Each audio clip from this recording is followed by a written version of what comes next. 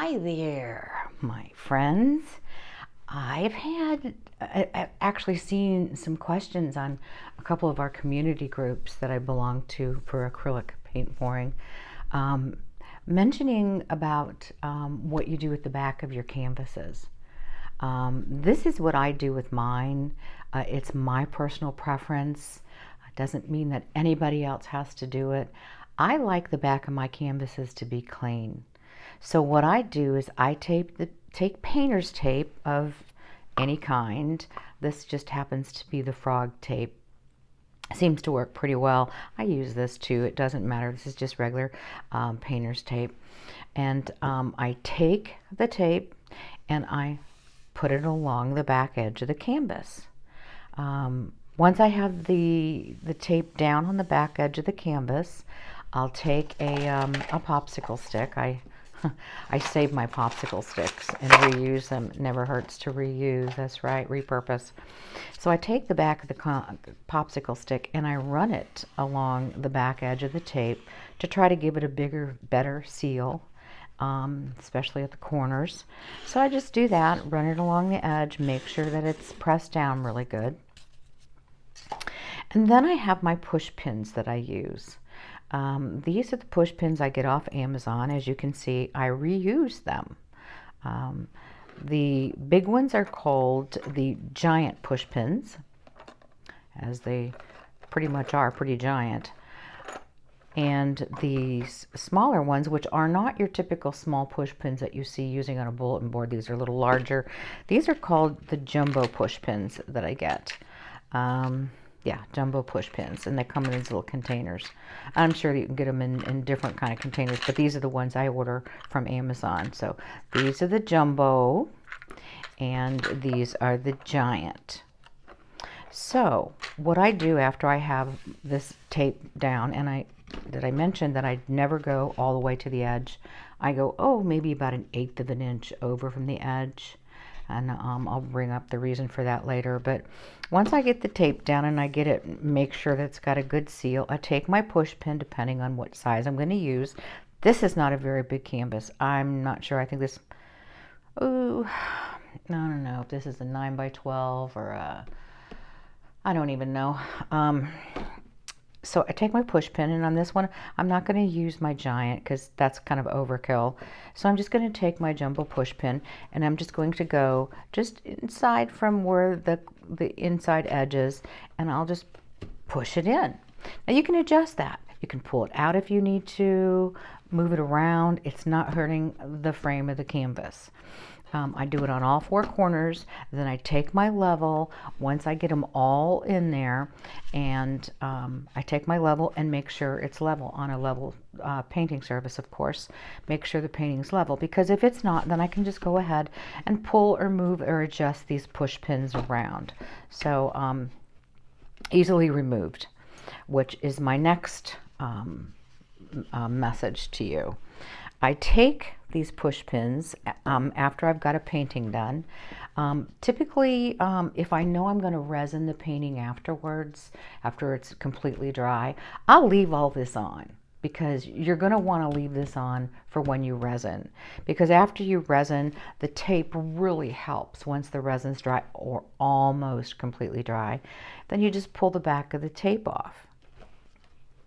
Pretty simple, gives you a nice clean edge.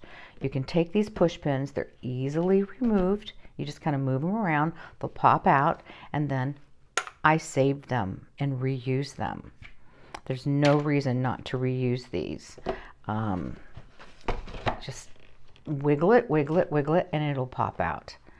Some of them might be a little bit more tougher than others to get out.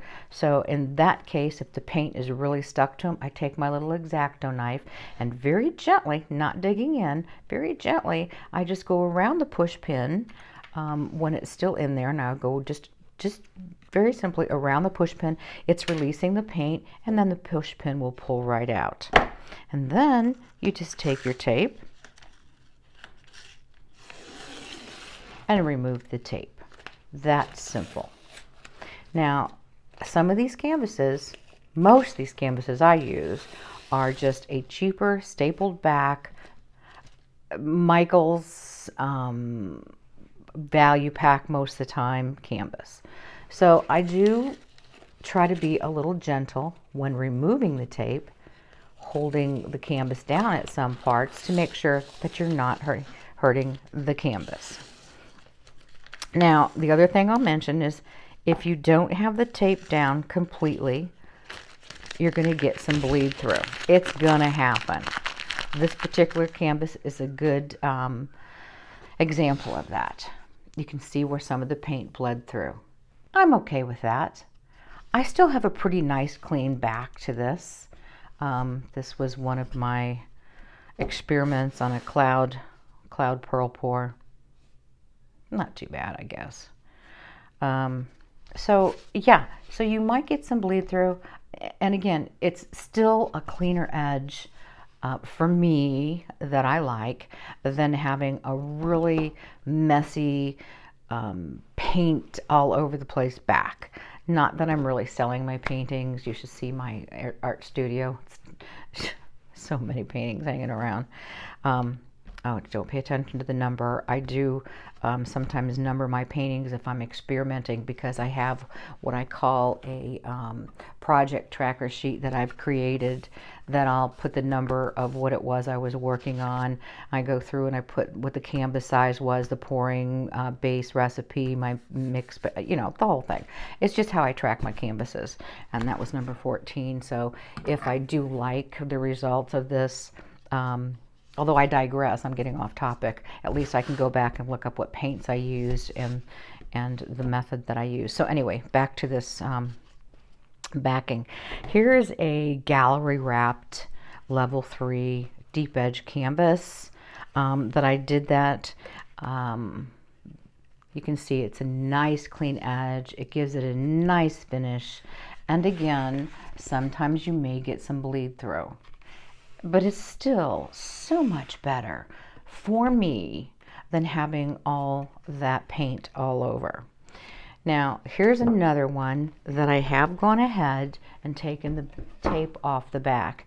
And I wanted to show you because this is one of those cheaper Michaels value pack canvases.